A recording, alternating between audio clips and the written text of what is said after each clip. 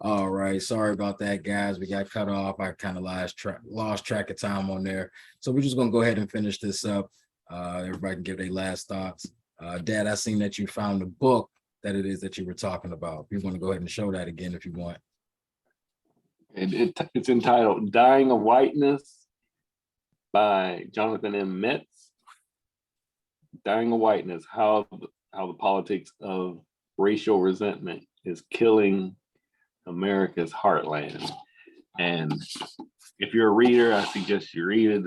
It's fascinating stuff on why people vote and support things that go against their own interest. Okay. Yeah, and do you feel like these shootings are being politicized? You know, if you want this to stop, vote for me. Oh yeah, politicians will use whatever issue they can to gain some political advantage, and then still do nothing. Well, yeah. I say this now: the gears of policy grind slowly. Well, I think what has happened over the last 40 years, and again, I'm going back further than you all, maybe as older than you all. A man by the name of Bill Bennett, who was a Secretary of Education under President Ronald Reagan, who got rid of civics education in the curriculum in secondary high school education. So it's not required. Some schools have it, some schools don't. It was a requirement before that. You had to learn civics. You had to learn how government functioned. So we have a population now who really don't understand how our government works. Yeah, we had it in high school, and then I don't even think they have civics classes anymore. Well, there's some schools that don't have it. So you don't understand how, ask people, what are the three branches of government? They can't tell you. What's the system of checks and balances? Why? They can't tell you. So they think that a president gets elected and he's a king and he can just do whatever he wants to do. It's not that simple. Right. But then people will throw the executive orders in. Why didn't they just do an executive order? Executive orders are not law. True. And then also he has a hard time, because off subject a little bit of the gun control, or what we can do to stop it, these mass shootings. Man, I lost my track of thought. Sorry about that. Yeah. One thing I think we didn't talk about in relation to gun control was how the media affects, or how media portrays, this issue, how it affects, I heard to try to complete this thought. I heard that people were debating whether or not, if the media didn't cover this to the extent that they do now, would this give almost copycat criminals an idea for what to do in these, situations. It seems like the mass shootings, at least that happen, like school shootings or things of that nature, the type of person profile is relatively similar, very similar. And so, what some people have argued is, if the media didn't sort of poster this heinous behavior every time it happens, would that help to lessen the frequency? And so I didn't know if anybody had any thoughts on that. Oh shoot! As a community, I study media in my undergrad, and I am the first person to say that whoever controls the media is the most powerful entity in the world. You control what people see. You can program them, especially given time. You can program the masses of people through media. So yes, media has a part to play in many political things. It can serve as a tremendous weapon to get your agenda accomplished, further anybody's agenda, good or bad. Right. So absolutely, media definitely has a part to play in it. Yeah. And I don't know what the solution to that is, because I don't know how, I think your point is, does the sensationalism, does that encourage more of these kinds of individuals come out and do more of this? I think that's the point. That's what I Yes. was kind of saying about the Rittenhouse effect. You know what I Yeah. mean? But And I think they basically held him up as a hero for what he did. media has tried to make some adjustments in how they cover these mass shootings, where they don't highlight or focus so much on the shooter as they do the victims. Once we identify who the shooter is, then the shift, they try and make a concerted effort to shift to the victim. But I mean, what's the alternative? Just don't cover it at all. Yeah. I don't know What how is media to do that. all day, every day, though. Yeah. Right. You can go on any YouTube channel, you know what I mean, and read or listen to about mass shootings. Well, now, Pat, you know this. Media is driven by advertising dollars. And they're going to show what that attracts the most eyeballs. They're going to talk about, show what gets the most eyeballs. And so these mass shootings, for better or for worse, they get people to watch television or watch some news media. Right. It's like watching a car accident or a dumpster fire. I was gonna say, what is it about our society? A car accident is not good, but we can't take our eyes off it, right? These Right, mass right. shootings are not good, but we What is can't it take about our our eyes off society it, right? that we love? I to think the see answer violence? is, how you resist things like that is controlling our own images, controlling our media, right? Especially for Black people. What do we want to have seen? Even at the expense of revenue, ad dollars. Listen, I know this is not getting the most eyeballs right now, but this needs to be consumed. And I believe you start putting that stuff on TV, we have people in power controlling media, controlling our own images, and doing it responsibly means sacrificing that revenue, those dollars, and putting things on television, things in our music videos, music, all of those types of things, putting positive images and stuff like that in what we consume in the media. There will always be that car accident, and I think it should, there's always going to be that. But why do we love violence so much here in America? Human nature. Is it human nature? I mean, it is human nature. This is a global thing, or is this more? If you look back through the course of history, human beings are a violent species. There has never been a time on Earth where there hasn't been violence, where there hasn't been wars. When war was created, ever since then, there's always been a war. And America's been at war 250 plus years out of its 270-year existence. Yeah. That's the norm. I think I said when we did this the first time, when you look at a map of the world and you see all the lines that are drawn for the borders of countries, those lines are not static. In another 20, 30 years, you look at a map again, and some of those lines will have moved. Why? There's been wars. And somebody has taken something from somebody else. Ukraine and Russia right now. Yeah. Yeah. I mean, throughout the 20th century, the 1900s, we fought 2 world wars and numerous other little wars that changed those borderlines. Now, just to backtrack, how trusting are we of our government? Well,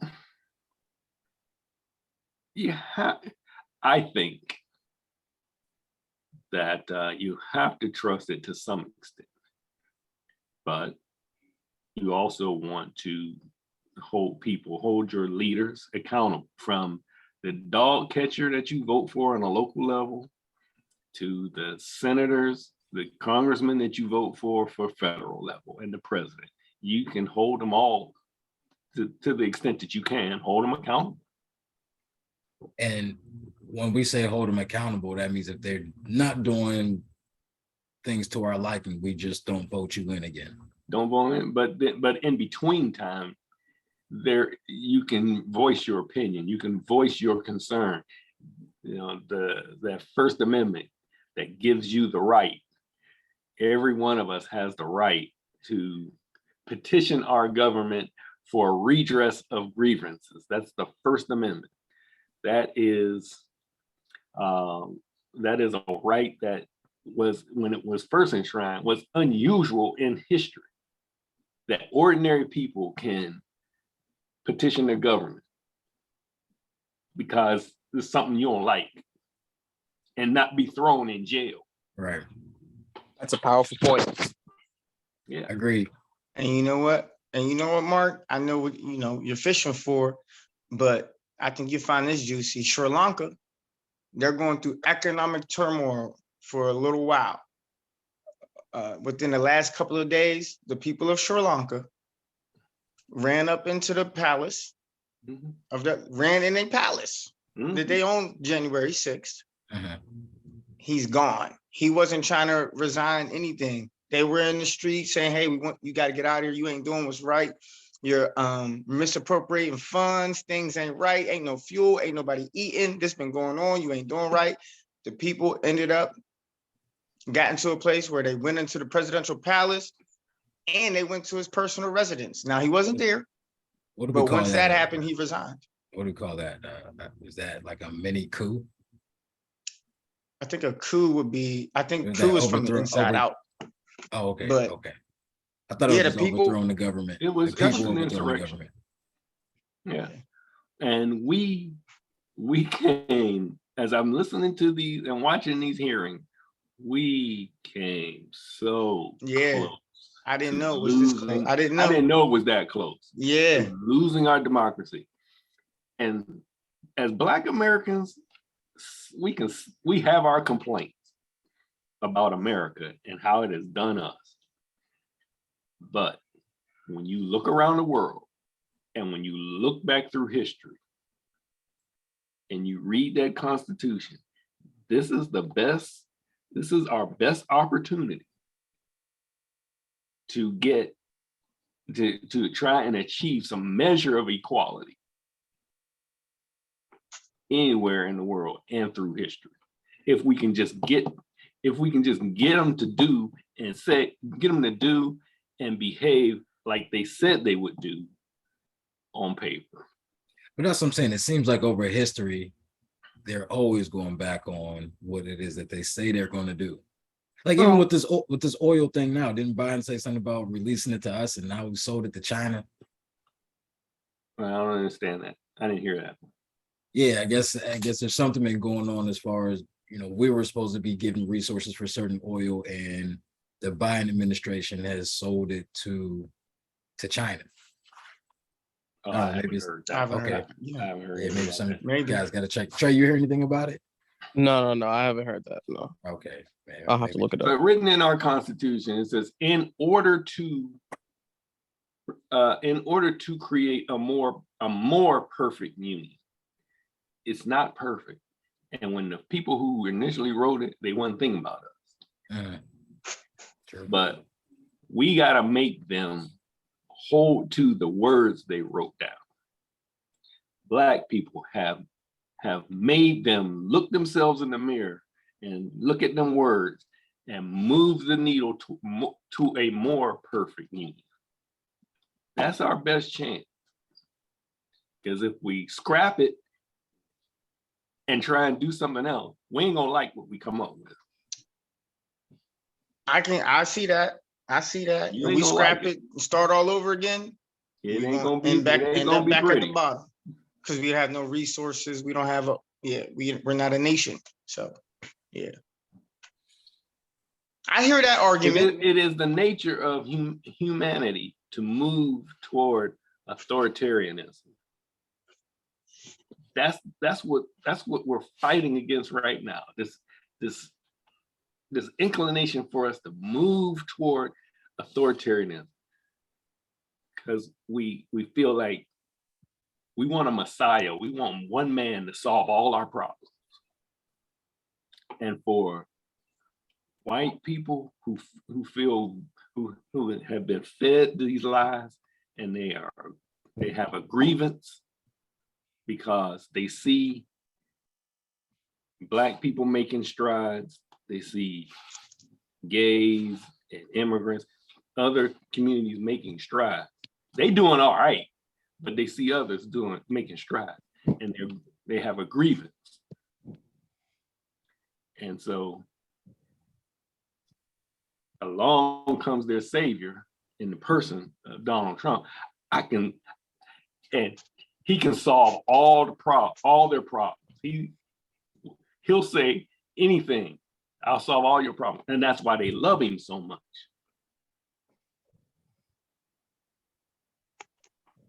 Is Donald Yeah. Trump getting back in? Nah. You know, Well, I was watching some things, and because we haven't heard of any other Democratic selections who were going to run. Like if Joe Biden doesn't run again. You're And not he's gonna hear run that. again. You're not I gonna don't hear think that he's because gonna- it's assumed that he will run again. Right, exactly. And if I mean, because what? They Once should he be campaigning soon. declares one way or the other, once he declares that he's not running, then you'll see other people throwing their name in that. But until then, you won't hear nothing. Going to be interesting to see what happens. Is he going to make it? Anything can happen over the next 2.5 years. A lot Anything can happen in 2 happen. years. A lot. Are we ready for Kamala? Anything can happen between now and November. That's Right. true. Looking at gas prices, they're going back the other way. If it drops down below, $3, $2.50, if it's like that, and the economy is cranking, and people will forget all about that inflation stuff, and that will have an effect on the election of 22. Right. Agreed. Absolutely. Agreed. But as right now, if the election was to be this year, do you think he gets You reelected? talking about the presidential election? Yeah, if we were supposed to have the presidential election this November, do you Mhm. believe Joe Biden gets reelected? Again, anything can happen between now and November. Anything. So it's really Well- hard in July to predict how people will vote in November. Wars Agreed. could break out anywhere in the world. Anything can happen. All right. Well, I appreciate everybody for being on today. Like I said, we had a discussion earlier today on the family meeting. I just, thought it would be cool for us to all elaborate on what we were talking about earlier. But this is something I like to do, you know what I mean? Maybe not, every week, but I mean, we could pull something like this every month, or, any of the current events that's going on politically and that type of stuff. I'd like to sit down with y'all and do this. Have like a We little had talked spin-off about show. that. We had talked Yeah, about that'd it. be We great. felt like we had stumbled upon something that was very interesting when we did it. Yeah. The first time, and we felt like we wanted to do this at least on a monthly basis. Pick a Right. topic and let's have an open discussion about it. Hey man, it works for me. I'm definitely down for it. But again, I appreciate everybody for coming through. Dad, Pat, Trey, really appreciate y'all. Absolutely. Until next time, guys, don't forget to smile. It's a good look.